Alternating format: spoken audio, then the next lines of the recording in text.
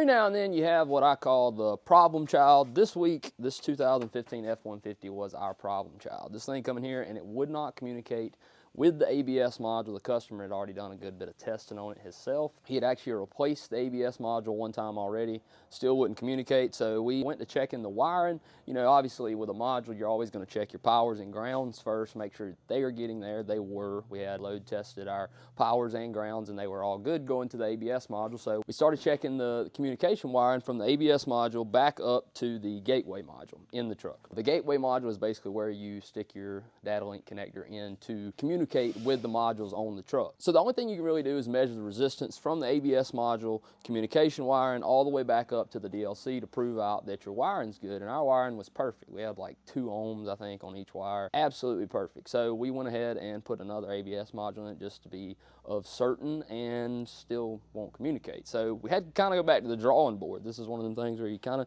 scratch your head for a little while. Every single time in the past when I've had issues like this where everything tests good and I still can't find the problem, it's generally come back to one thing.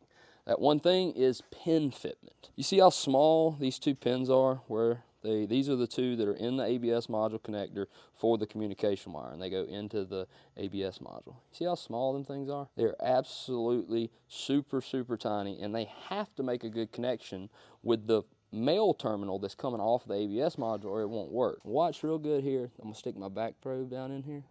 See how easy that falls down in there? I mean, it's like there's nothing there to even contact with the pins on the ABS module. Come over here, I'll show you a little better on some of the junk wiring harness. See how nice and easy that one right there slides in? And then watch this one.